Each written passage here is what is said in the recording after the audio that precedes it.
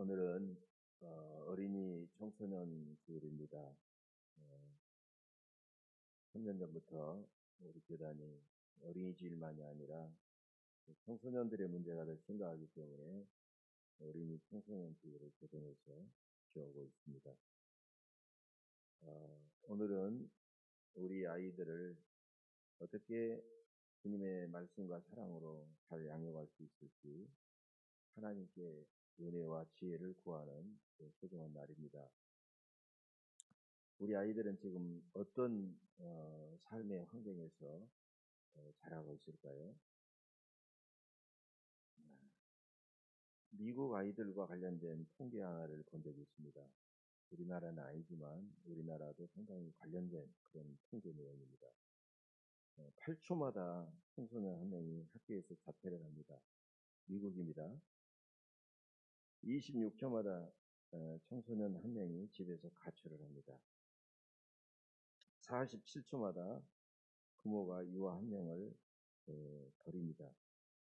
7분마다 청소년 한 명이 마약 문제 때문에 체포됩니다. 그리고 36분마다 청소년 한 명이 총에 맞아서 죽습니다. 이것은 미국 통계니까 심각하지만 우리나라는 아니겠지 생각하지만 우리나라의 또 청소년들 가운데 일어나고 있는 사건들을 보면 정말 그와 못지않게 너무나도 심각합니다.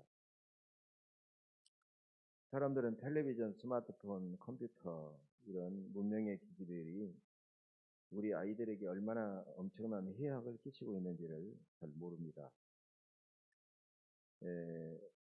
그래서 여기에 대한 통계도 나와 있는데 우리 아이들은 자라나서 대학을 졸업할 때까지, 그러니까 20살, 서너 살 때까지 텔레비전, 스마트폰, 컴퓨터에서 그들의 사상 이념과 그들의 정서의 해로운 광고를 약 35만 번을 보고, 그 다음에 사기 사건을 5만 번, 강간 사건은 3만 번, 그 다음에 자살과 폭력과 살인 사건을 약 2만 번 이상 보고 있다라는 통계가 있어요. 그러니까 우리 아이들은 정글과 같은 참으로 무서운 살벌한 세상에서 무방비 속에 내몰려 살아가고 있다라는 것입니다. 우리의 가정, 부모들, 학교, 교회의 사명이 얼마나 크고 중요한가를 새삼 깨닫게 됩니다. 우리 아이들을 우리가 어떻게 주님의 말씀으로 잘 양육하고 우리 아이들에게 행복한 꿈과 비전을 주고 있는지 이 시간 아이들을 생각할 것이 아니라 우리가 우리 자신들을 깊이 생각해보는 그런 시간을 가져야 됩니다. 오늘 본문에서 바울은 이렇게 말하죠. 아비들아 너희 자녀를 노엽게 하지 말고 오직 주의 교훈과 훈계로 양육하라. 이렇게 에베소의 가훈표에서 중요한 자녀에 대한 교훈을 주고 있어요. 그런데 이 말씀은요, 이 파트리아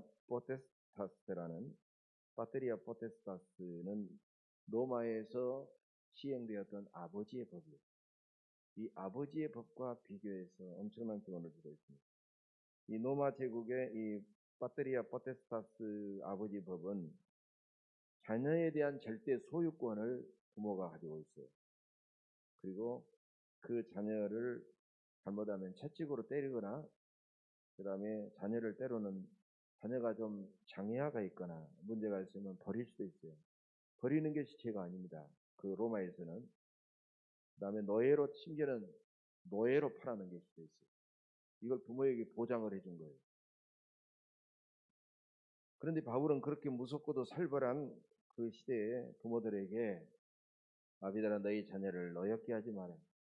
그리고 주의 교훈과 훈계로 양육해라라고 그렇게 말씀하셨는데 이것은 그 당시에는 대단히 혁명적인 그런 선언이고 권면이었다는 것입니다. 오늘 본문은 아비들아 이렇게 시작합니다. 왜 부모들아 하지 않고 아비들아 했을까요?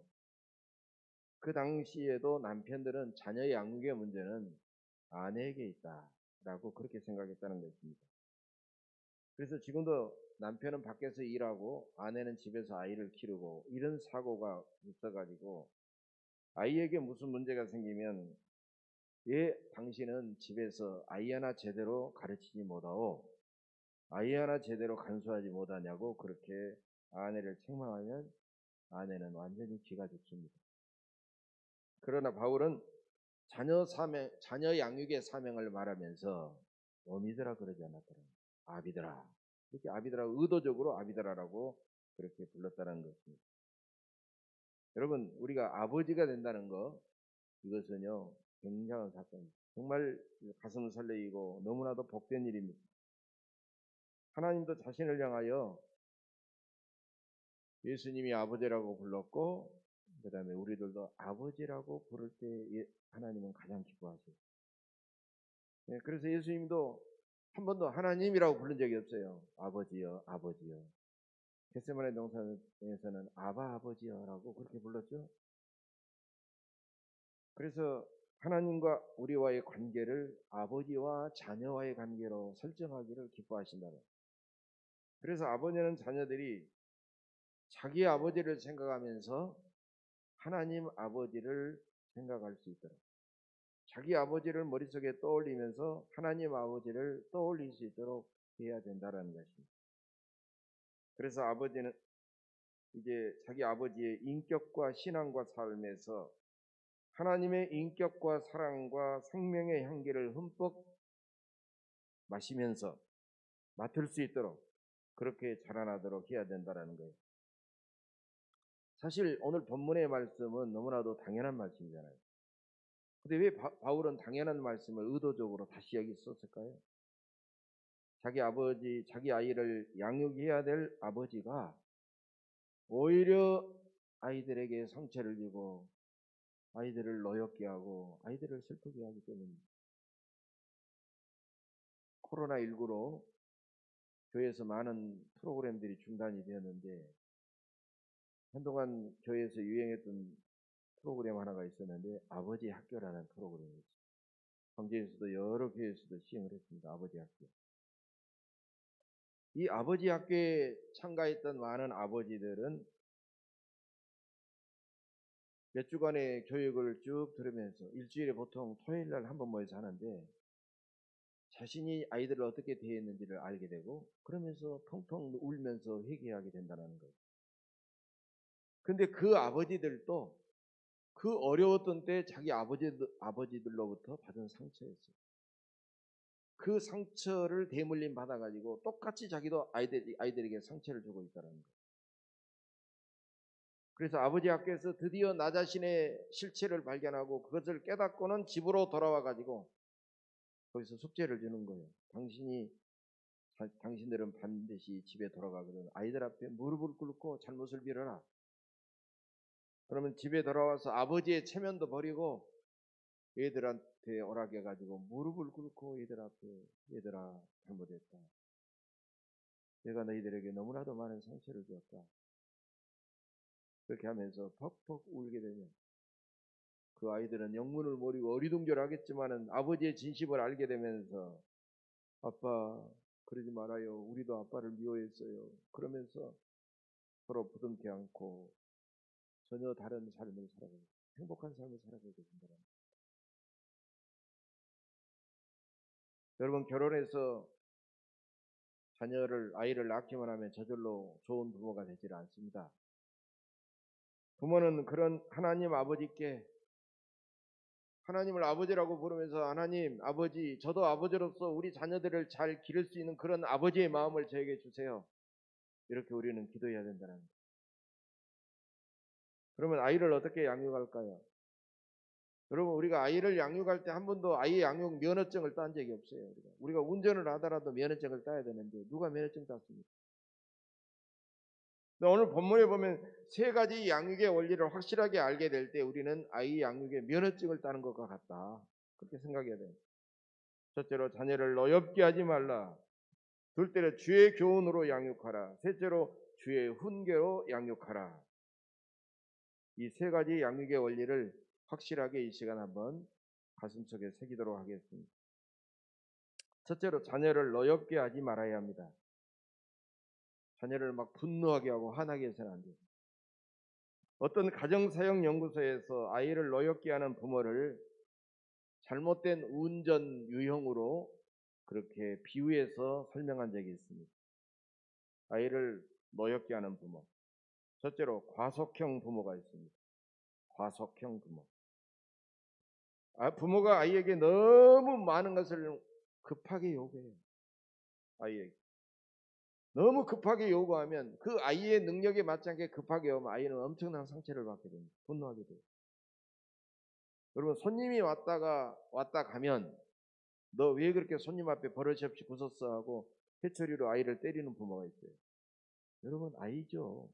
아이가 손님 오면 그렇게 할 수 있죠. 너무 그걸 그렇게 아이가 나댔다고 때리는 부모가 있잖아요. 그래, 그 아이의 연령 수준에 너무 맞지 않게 기대가 너무 크기 때문에 급하게 강요하고 잔소리하고 화를 내면 아이들은요 엄청난 상처를 받고 분노하게 되는 거예요. 이 과속형 부모 우리가 조심해야 됩니다. 두 번째로 음주운전형 부모가 있어요. 음주운전형.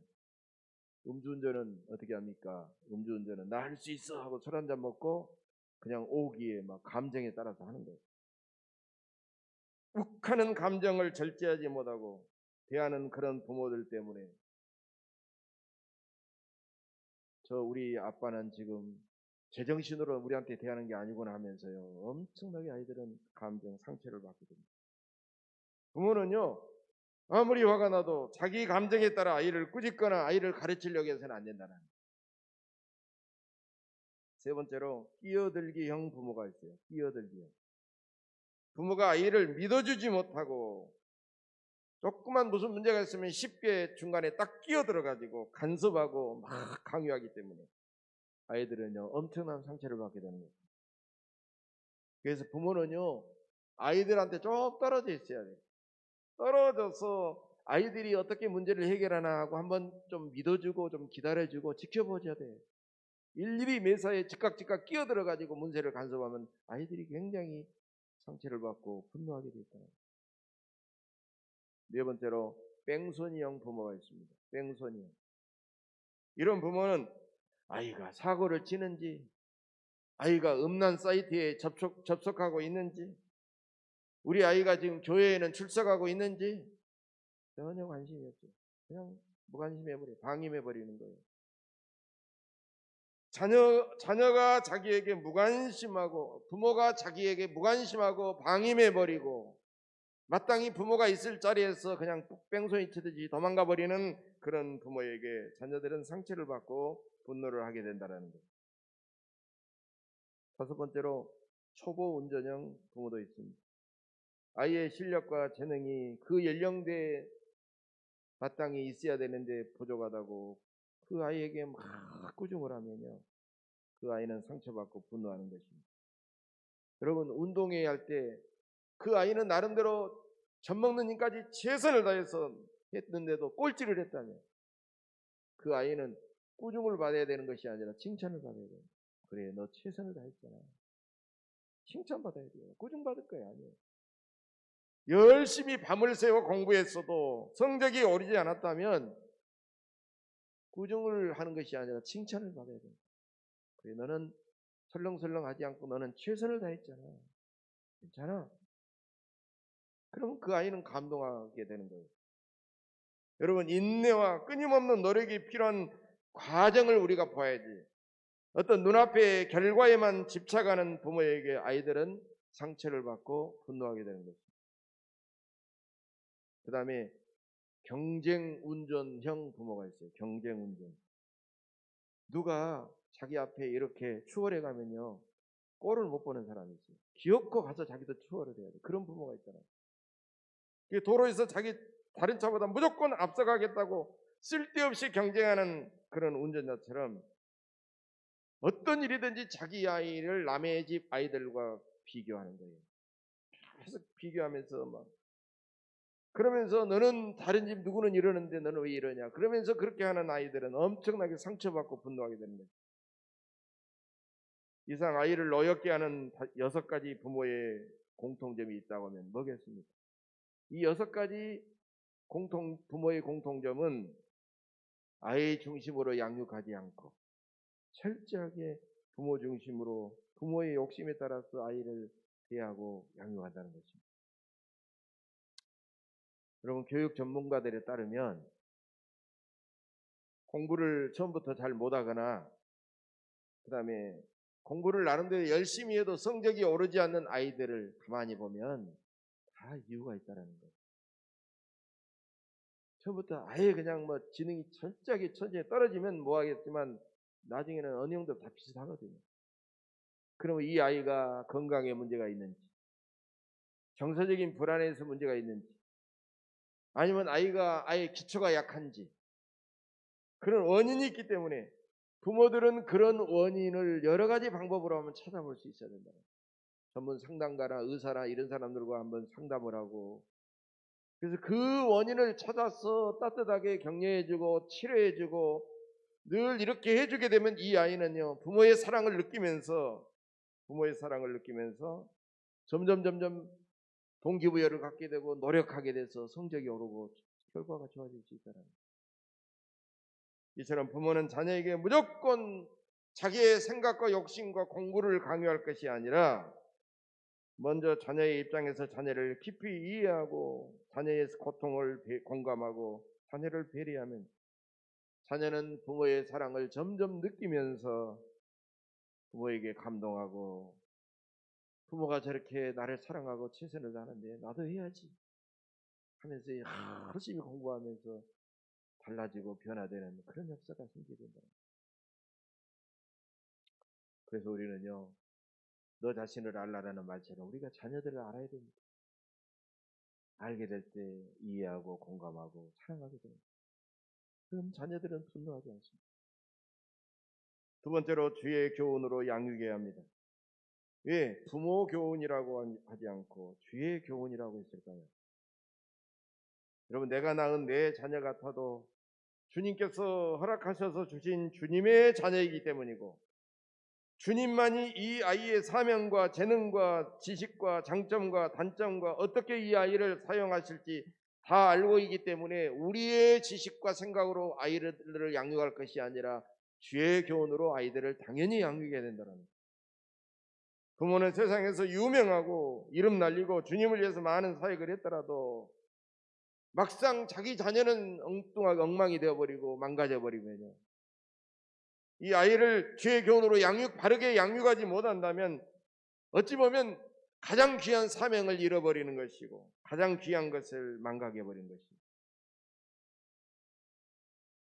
여러분, 이 교훈이라는 말은요, 개역 개정판에서 교훈이지 옛날 개역 성경에서는 교양이라고 했어요. 교양. 여러분, 교양이 뭐예요? 교양은 전반적으로 그 사람의 인격의 수준을 말하는 거예요. 그러니까 부모는 전반적으로 자녀에게 본을 보이면서 그들을 가르쳐야 된다라는 말이에요. 본을 보이면서 가르쳐야 된다. 그래서 우리도 자녀들에게 얘들아 나를 본받아라 이렇게 말하면요, 자녀들이 뭐겠어요? 자녀들은 속으로 자기는 그렇게 살지 못하면서 본받으라니 이렇게 할 수 있잖아요. 그런데 우리는 내가 완성된 인격자로의 삶은 아니지만 내가 예수님을 어떻게 하든지 본받아서 예수님처럼 살아가려고 노력하는 그 모습만은 보여줄 수 있잖아요.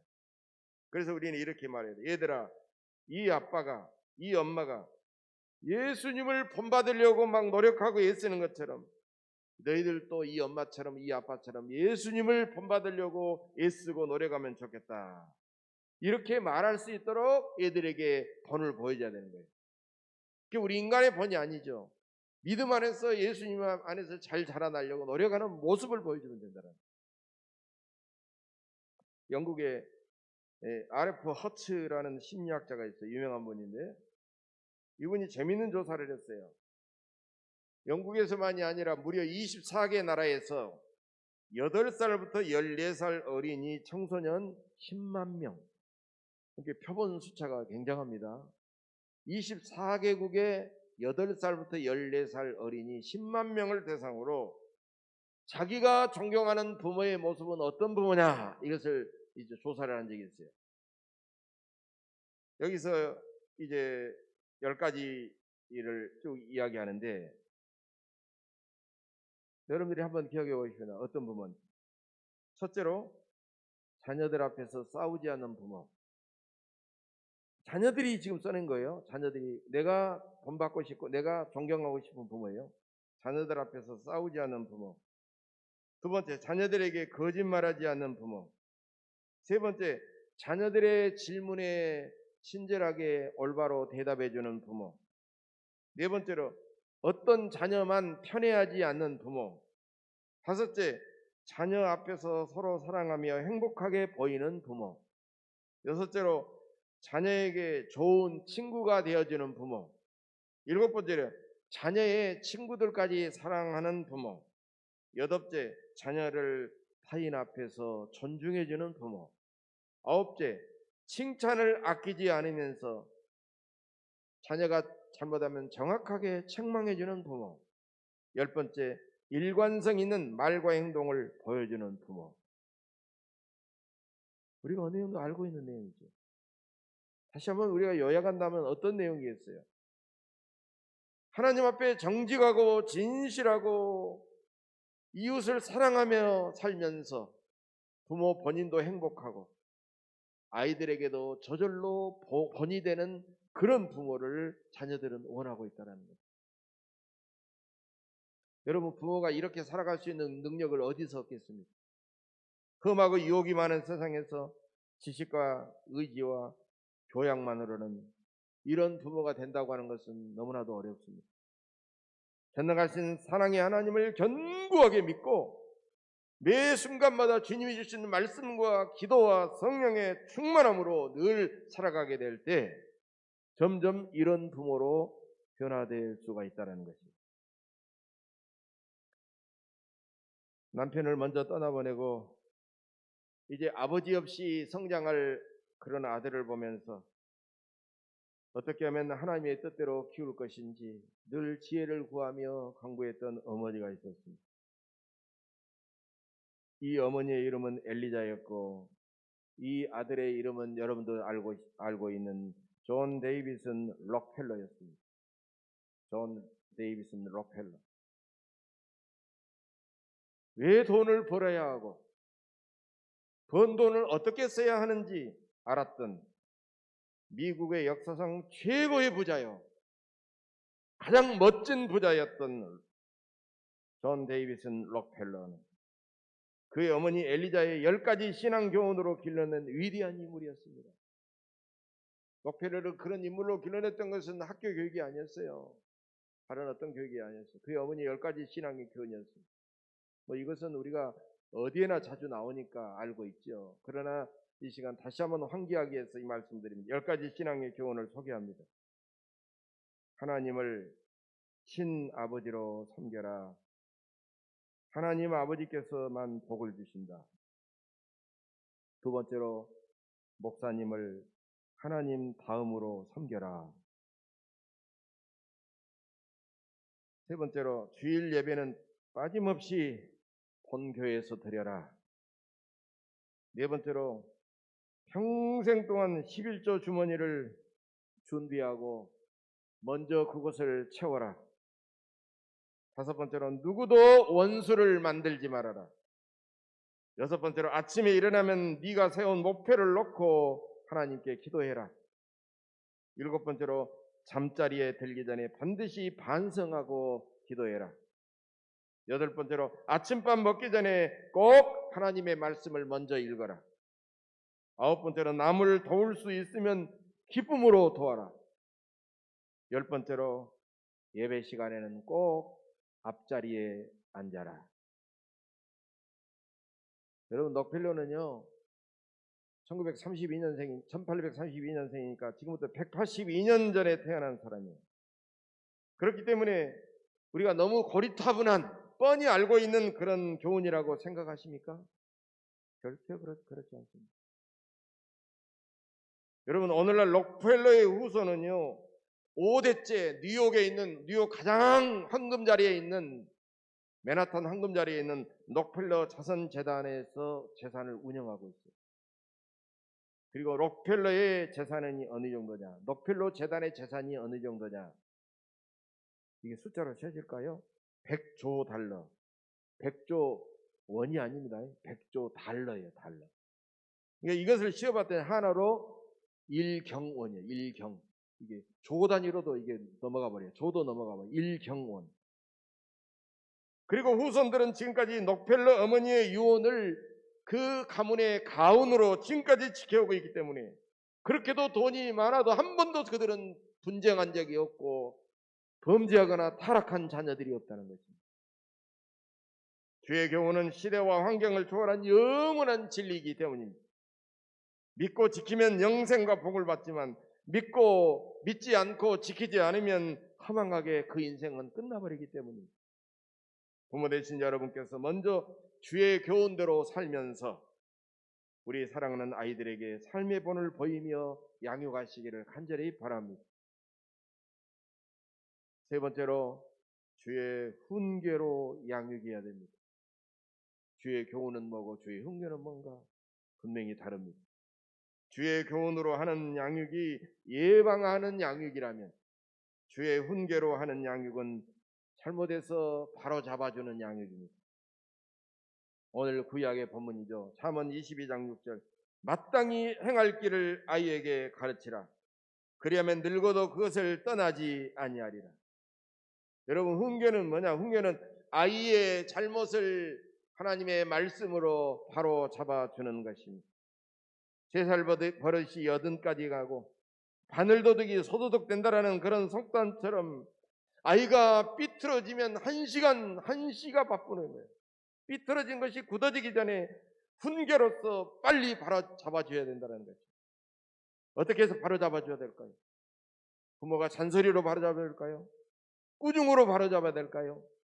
채찍이나 때로는 야구방망이로 바로 잡아야 될까요? 그렇게 바로 잡아줄 바에는 아예 그냥 가만히 있는 게 낫습니다. 더 큰 상처를 주고 분노하게 만드는 것. 어떻게 해야 되느냐? 주의 훈계로 바로 잡아줘요. 너 하나님의 말씀 보자. 하나님의 말씀은 이런 말씀이 있다. 그 주의 훈계로 바로 잡아줘요. 죄짓고 잘못한 아이를 책망하거나 비난하거나 심지어는 때리면 그 아이를 더 큰 상처를 주고 분노하게 하고 실패와 절망과 파멸로 몰아넣게 되는 거예요. 세상의 교훈과 세상의 가치관이 아니야. 세상의 방법이 아니에요. 하나님의 말씀과 하나님의 은혜와 영적인 가치관으로서 그들을 진정으로 사랑하는 마음으로 바로잡아주면 늙어도 그것들이 자녀의 삶에서 영원히 떠나지 않고 자녀의 삶을 올바르고 선한 삶으로 인도해 주신다는 것. 사랑하는 교회 여러분, 지금까지 여러분은 아이들을 어떻게 양육하셨습니까? 손자 손녀들을 어떻게 양육하셨습니까? 내 중심과 내 욕심으로 양육하지는 않았습니까? 아이들에게 쉽게 상처를 주고 분노하게 하고 슬프게 하고 절망하게 하지는 않았습니까? 부모가 아이를 양육하는 일은 하얀 종이에다가 그림을 그리는 것과 같습니다. 부모는 주님의 사랑과 교훈과 훈계로서 아이의 장래 모습을 계속해서 그려가는 것입니다. 여러분은 아이들에게 먼저 자녀들이 부모에게 감사할 것이 아니라 그 아이들이 내 곁에 있다는 사실만으로 아이들에게 얘들아 고맙다, 얘들아 고맙다 항상 감사해야 됩니다. 주님의 마음으로 아이를 이 험한 세상에서 얼마나 어렵게 살아가고 있고 얼마나 어렵게 공부하고 있는지 아이들을 바라보면서 우리는 긍휼히 여기죠. 그리고 그 아이들의 이름을 불러가면서 눈물로 기도해야 됩니다. 그 아이의 연약함과 부족함을 주님의 넓은 마음으로 이해하고 공감해 줘야 됩니다. 그리고 아이의 눈높이에서 내가 낮아져가지고 눈높이에서 아이들과 끊임없이 대화를 해줘야 됩니다.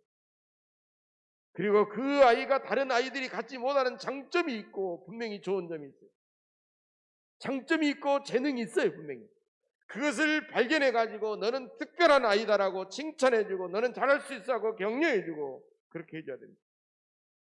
잠시 때로는 방황하는 그 아이의 허물과 잘못을 냉철하게 냉정하게 비난하거나 정죄하지 말고 주님의 말씀과 훈계로 우리는 바로잡아줘야 됩니다. 부모의 욕심과 감정을 버리고 오직 주의 교훈과 훈계로 양육하시기를 바랍니다. 그 교훈과 훈계는 평생 동안 그 아이를 떠나지 않을 것입니다. 말씀으로 가르치시고 언행일치와 사랑의 삶으로 가르치시기를 바랍니다. 이것이 우리 주님의 명령입니다. 주님의 명령을 잘 지켜서 행복한 가정을 이루시고 주님이 사용하시는 명문 가문을 이루시고 주님께서 여러분의 자녀들과 후손들을 위대한 인물로 사용하시기를 주의 이름으로 간절히 축복합니다. 기도하겠습니다.